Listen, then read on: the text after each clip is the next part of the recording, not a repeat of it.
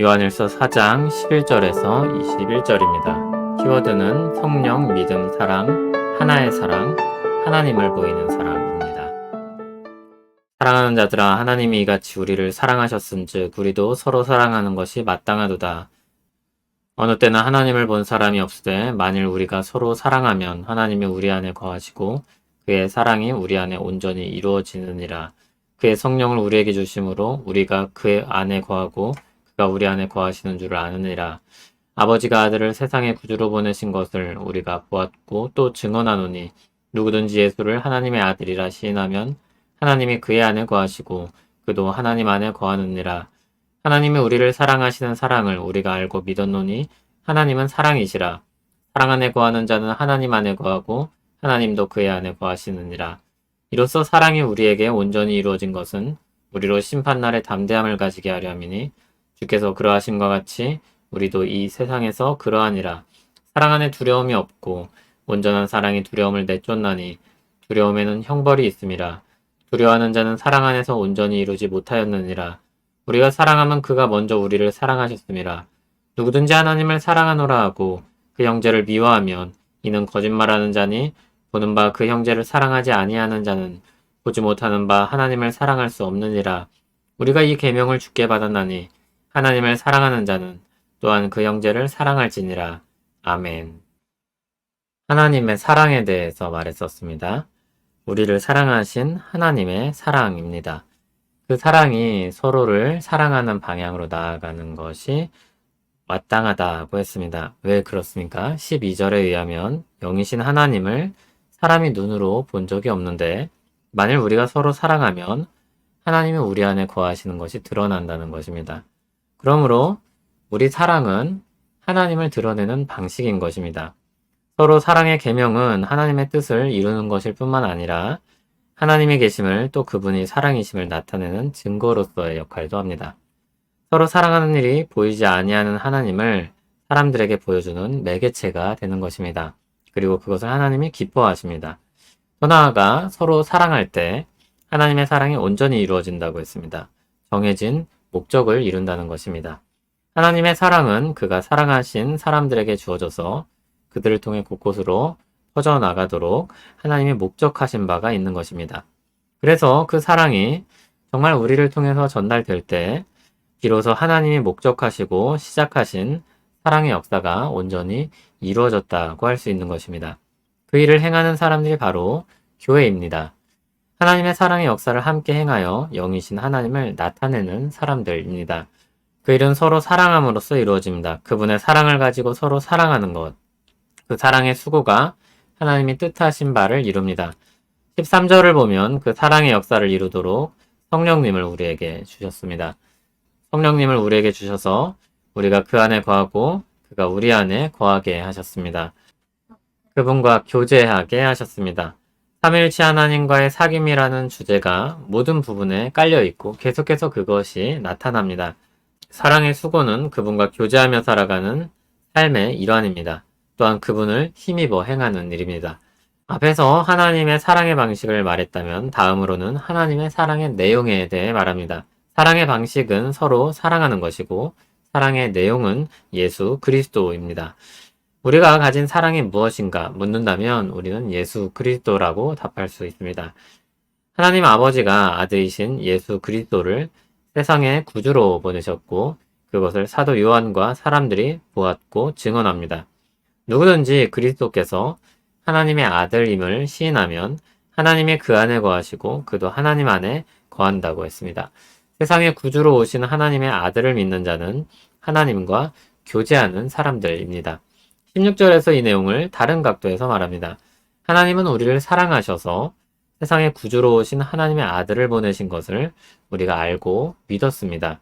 세상의 구주로 오신 하나님의 아들을 보내신 일은 사랑이신 하나님이 행하신 것입니다.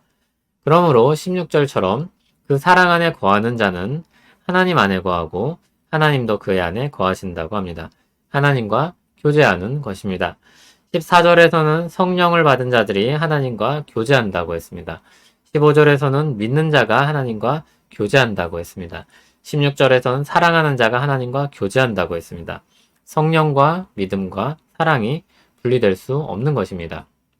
성령님은 우리에게 예수 그리스도를 주로 고백하고 믿게 하시고 또한 하나님의 사랑을 알게 하셔서 사랑하게 하십니다.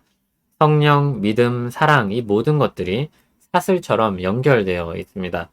그렇게 사랑을 온전하게 이루게 하셔서 하나님은 우리를 심판날에 담대하게 하십니다.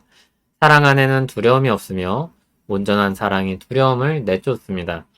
여기서의 두려움은 형벌을 의식한 두려움입니다.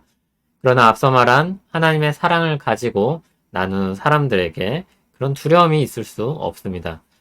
우리에겐 우리를 먼저 사랑하신 사랑으로 서로 사랑하는 것만이 남아 있습니다.